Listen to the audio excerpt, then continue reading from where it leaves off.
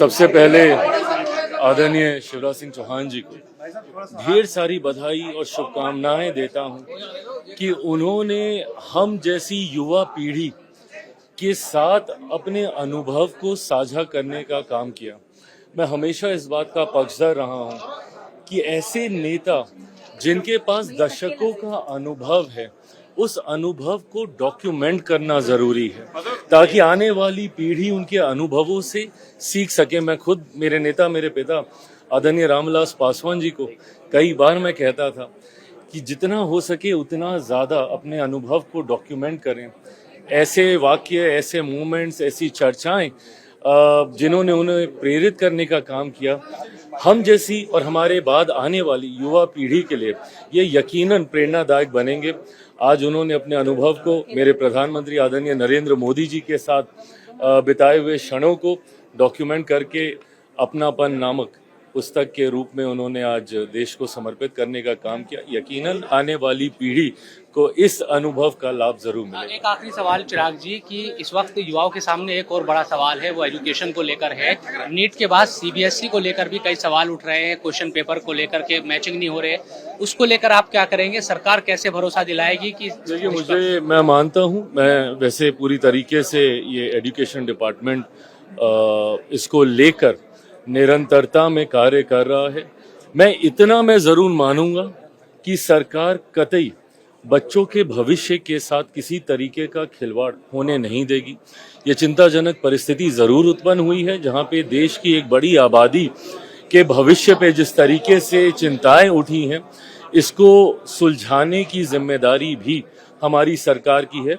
यकीन मानिए हर वो कदम उठाया जाएगा जिससे इस प्रणाली की व्यवस्था को भविष्य के लिए इतना सुदृढ़ कर दिया जाए ताकि आगे कभी ऐसी घटनाएं ना घटें।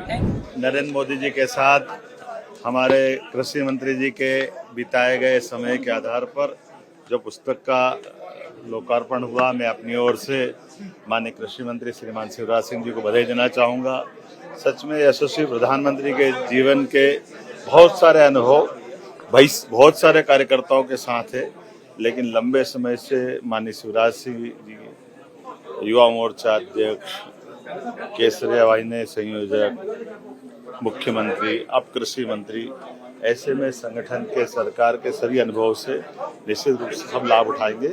हम सब उस पुस्तक को पढ़ना चाहेंगे। मेरी अपनी ओर से बताइए। देखिए, शुभकामनाएं। शिवराज जी के जीवन के अनुभवों को उन्होंने बड़े दिल के साथ साझा किया। उस किताब को आप पढ़ेंगे तो उसमें कई वर्णन होगा, बहुत छोटी छोटी बारीकियों को उन्होंने यहाँ बताया है, गिनाया है और प्रेरणादायक। सर, एक नीट से के बाद सीबीएसई का जो सवाल उठ रहे हैं, उसको लेकर आप क्या? आज के अवसर से जुड़ा हुआ नहीं, लेकिन संवेदनशील सवाल आपने पूछा है।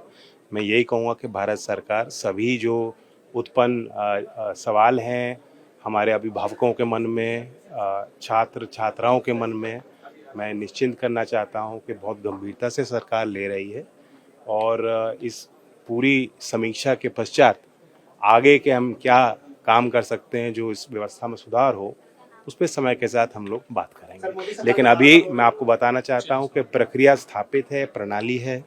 अब आईआईटी और को इन्वॉल्व किया गया है कि हम टेक्निकल जो फॉल्ट आया उसे कैसे दूर कर सकें और आगे उत्पन्न ना हो। साथ ही बैंकिंग सुलभ हो, उसके लिए कई पीएसयू बैंक्स को पैनल किया गया है। अब जो बच्चे रिवॉल्यूशन कराना चाहते हैं, कहीं भी कोई खामी होगी तो उसे दूर किया जाएगा। मैं निश्चिंत करना चाहता हूँ। मैं सीबीएसई के संबंध में ही बोला हूँ। 12 साल पूरे हो रहे, क्या कहेंगे इसको लेकर? 9 तारीख को बात करेंगे। ठीक है, थैंक यू।